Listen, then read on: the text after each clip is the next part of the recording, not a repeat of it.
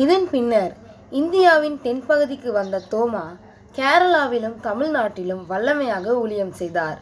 கேரளாவில் உள்ள மலபாரில் சுமார் 7 ஆண்டுகள் நற்செய்தி ஊழியம் செய்தார்.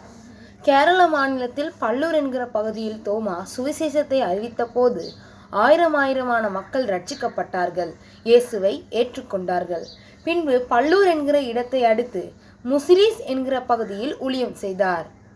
அதைத் தொடர்ந்து கோட்டமங்கலம் என்கிற இடத்துக்கு சென்று அங்கே ஏறத்தாழ 1500 பேருக்கு ஞானஸ்நானம் கொடுத்தார். அதைத் தொடர்ந்து சாயல் என்கிற இடத்திற்கு சென்று 1100 பேருக்கு ஞானஸ்நானம் கொடுத்தார். நிர்ணம் என்ற இடத்திற்கு சென்று அங்கே ஒரு பெரிய ஆலயத்தை கட்டுவித்தார். அதைத் தொடர்ந்து கொல்லம் என்கிற இடத்திற்கு சென்று 1400 பேருக்கு ஞானஸ்தானம் கொடுத்தார். அங்கே இருந்து திருவிலாங்கோடு என்ற இடத்திற்கு சென்று அங்கும் ஊழியம் செய்தார். தோமாவின் காலத்தில் தோமா கிட்டத்தட்ட 37 லட்சம் ஜனங்களை ரட்சிப்புக்குள்ளாக வழிநடத்தினார் என்று சொல்லப்படுகிறது. தோமா மூலமாக ரட்சிக்கப்பட்ட ஜனங்கள் தங்களுக்கு மார்த்தோமா என்கிற பெயரை சூட்டிக்கொண்டார்கள். தோமா கேரளாவின் மறு எல்லையான கன்னியாகுமரி வரை வந்து ஊழியம் செய்தார். ஒரு சுவாரஸ்யமான தகவல் ஒன்று சொல்லட்டுமா? இந்த தோமா அநேக கிறிஸ்தவ பாடல்களை இயற்றியுள்ளார். அந்த பாடல்கள் 3 வகையாக பிரிக்கப்பட்டிருக்குது.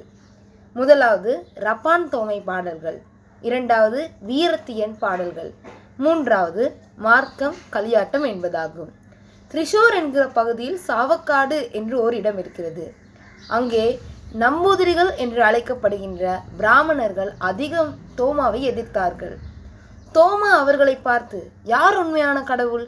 நீங்கள் ஆராதிக்கிற விக்கிரகங்களா அல்லது நாங்கள் ஆராதிக்கிற ஜீவனுள்ள தேவனா என்று பார்ப்போம் என்று சவால் விட்டாராம்.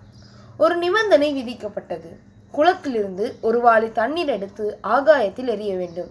தண்ணீர் எடுத்த குழியில் மற்ற தண்ணீர் நிரப்பாதபடி குழி அப்படியே காணப்பட வேண்டும். ஆகாயத்தில் எறியப்பட்ட தண்ணீர் மாலை வரை அப்படியே இருக்க வேண்டும். இதுதான். இந்த நிபந்தனைக்கு அனைவரும் தயாரானார்கள். நம்பூதிரிகளும் அவர்களோடு இருந்த மந்திரவாதிகளும் பூசாரிகளும் தண்ணீரை எடுத்து வானத்திற்கு நேராக எறிந்தார்கள். ஆனால் தண்ணீர் எடுத்த குழி உடனே மறைந்து போயிற்று. எரிந்த தண்ணீரும் ஆகாயத்தில் நிற்கவில்லை. அவர்களுக்கு அவமானமாக போய்விட்டது.